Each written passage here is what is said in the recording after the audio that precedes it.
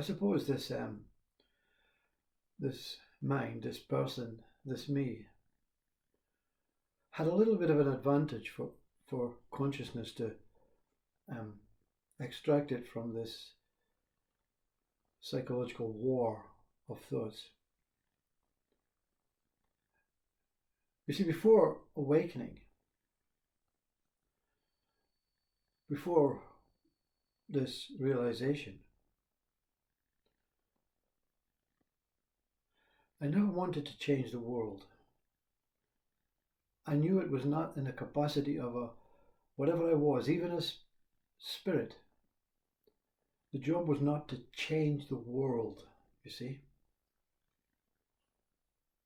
That's not the purpose for myself. I can only talk about I'm not pointing you into the same that I'm assuming it's the same for you. It's never the same for anyone else except me. I knew I didn't have the capacity. I didn't even consider. There was no thoughts to say we have to change the world. You see, it's not being run properly. It's not, governments, hierarchy, all this stuff is nonsense, right? That was not the case, you see. So consciousness did not have to work on that part. What consciousness had to work on was this I that did not fit into that world. You see? The very attempt to try and fit into the world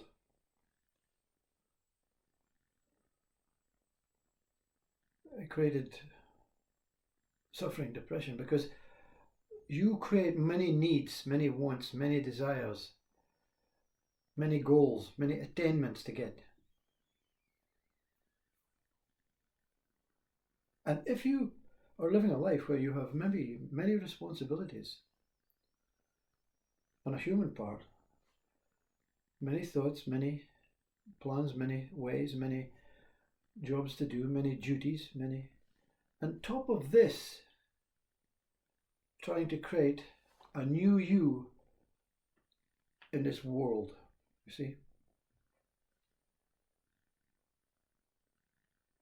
So you could say you form some sort of weakness and therefore you need help.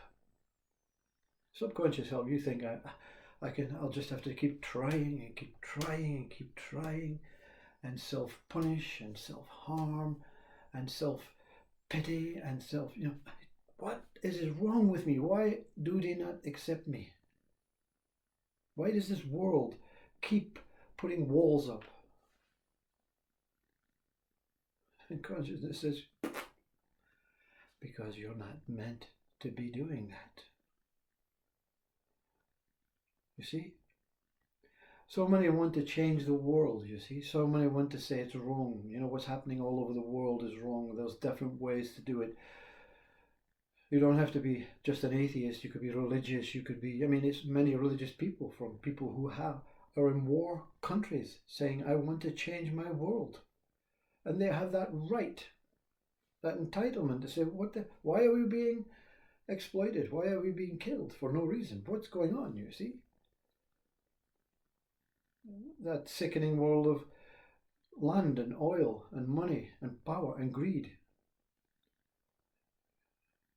You see, when you are given the permission, you see, because at any point during enlightenment you can be taken out of the game, Your family could be attending some funeral because it's a very, very, unstable, joyful, blissful, but unstable position to be in. Your responsibilities are to just watch you don't walk over the edge of a cliff. If you forget that responsibility, it's a goner, you see, because you're so lucid, so out of it. So that the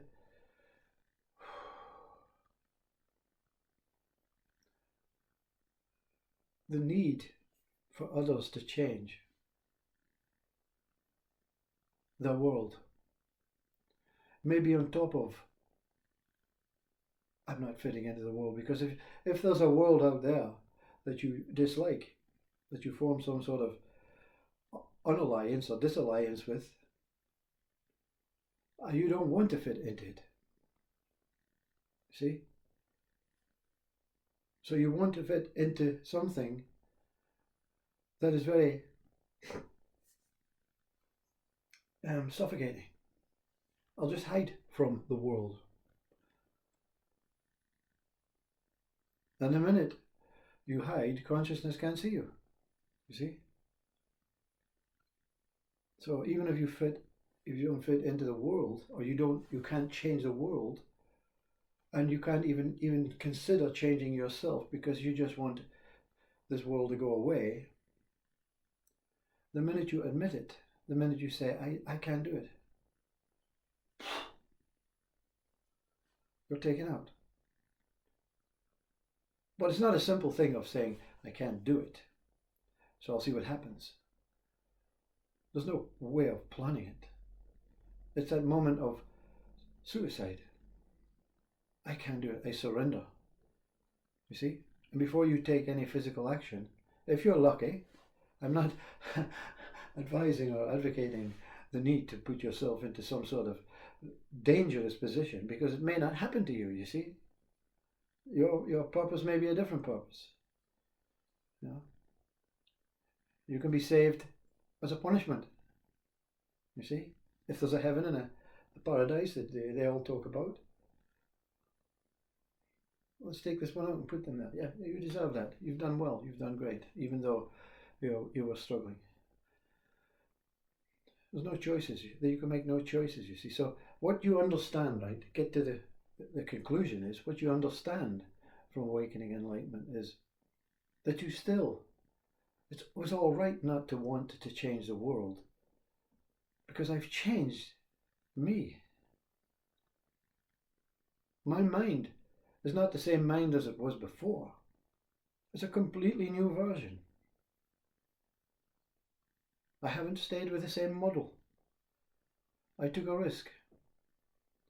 I picked one that was really open and diverse and engaging and accepting and trusting and have faith in all religions, in all people.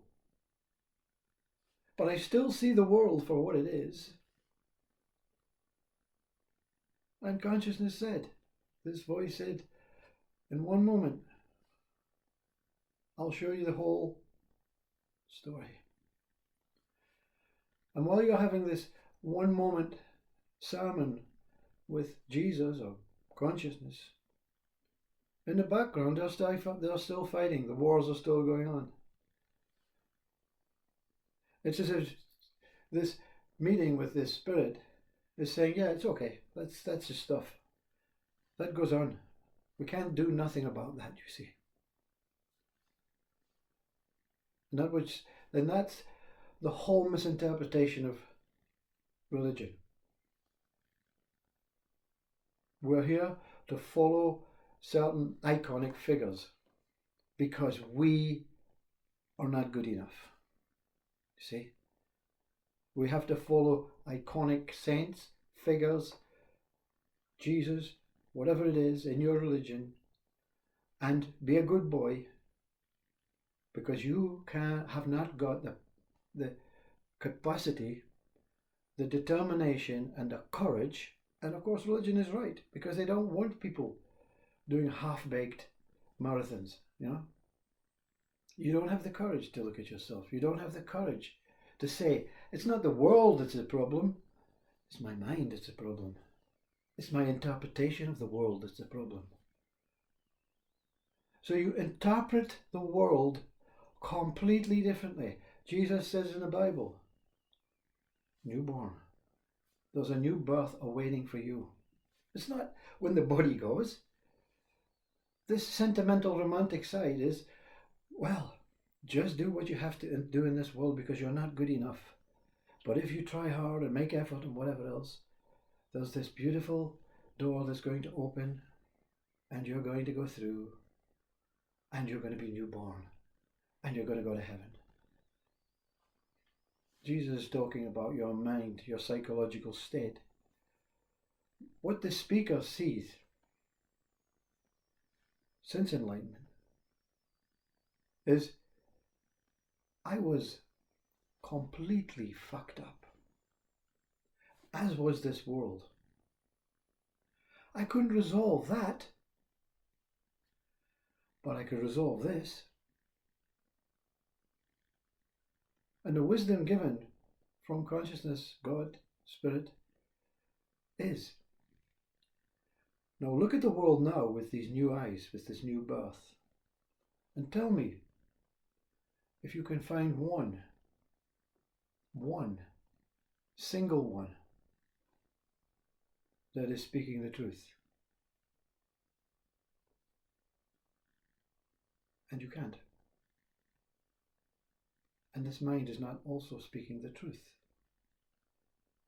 because the truth is beyond mind. That's the revelation. All human beings, from the greatest psychological to the saint to the drug dealer, they don't know the truth. That's why it's always blah. You'll not find the truth out there. You will find the truth in here, but you won't be able to acknowledge it, to talk about it, to live it, to fully become it, because conditioning and programming of the minuscule of things, even this I, holds you from complete truth. And when that complete truth is experienced, there's no one there to experience it, because truth is in the passing. You know, when you forget something, just as you're about to remember something, it's just about there. It's nearly there. Yes. Yeah. Oh, it's gone. That's truth. No more effort. No more bodies. No more life. No more death. No more birth. Complete silence. Who wants that? It's going to come. It's your true essence. You know it.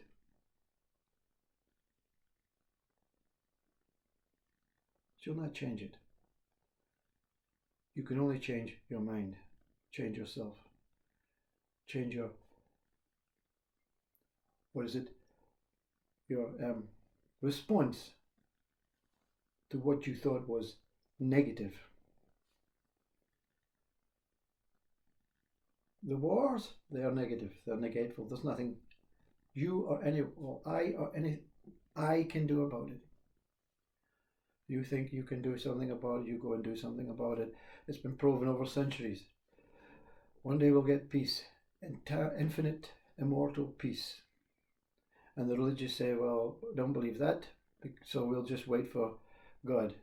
We'll wait for death, we'll wait for the afterlife. Yeah. And those that know there's no peace coming, they just fall into the trap of, I'll just be as I am, see.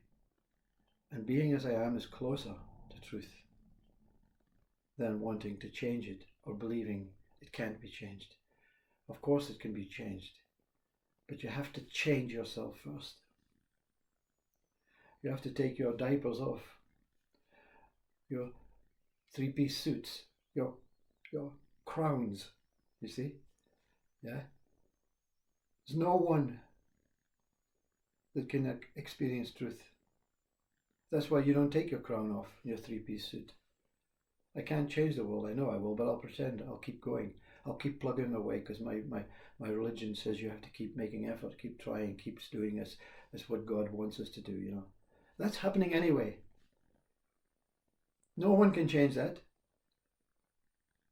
A body to go to work, it happens. Whether you get paid or not, you're going to do something that is beneficial to yourself, your family. But no one seeks the truth about themselves, the inadequacies. We're so frightened, frail, to face up to something that could destroy our image, destroy our name, destroy our identity, destroy our story, destroy our respect from the world. I want to keep my respect. I know it's not true, but I can wear a suit and pretend, look at me. Do you respect me now? Okay, wait a minute, I'll put on my crown. No? Oh, the hell with you. Respect me as the baby. Poor me. That's what I was, a poor me. I overcame me. Now me is free.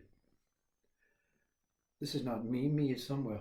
Me is in the universe, floating around looking for some other victim. The me victim, you see. The victim of me. Anyone that uses the word me is a victim of their own mind. And it's not that world that's responsible. You have the ability to store any information, anything that you want in your mind, regardless of what your parents say when you're a child. You have choices, you have abilities, you have power. Maybe not against the parents, you see, because, they feed and clothe you. But when you're an adult, it's too late, you see. Your mind has been exposed to the demonic world that you can change this world. Stand up to this world, you see. Get your uniforms on, get your army suits on, get your protesting whatever it is on, and stand up to the world. But don't stand up to yourself. That's far too fragile, Don't stand up to your mind. Because you need courage. There's no courage to stand up to the opposition in a war thing. That's a human courage. That's a I'm going to die courage, or I have to kill one courage. That's horrendous. I wouldn't put anyone in that situation. But that's how I see it now. But the sickening courage, the nauseating courage, the courage of weakness to not just say, who am I? Who am I that can make decisions about this world, that can have opinions about this world? Who is this one that thinks it knows better? It can do better. You'll discover this one is our mental sickness. Still mental sickness here somewhere. Sometimes I fall into the mental sickness trap. What the hell? They should. Whoa. Be newborn. Just remain I. And don't invite me for tea.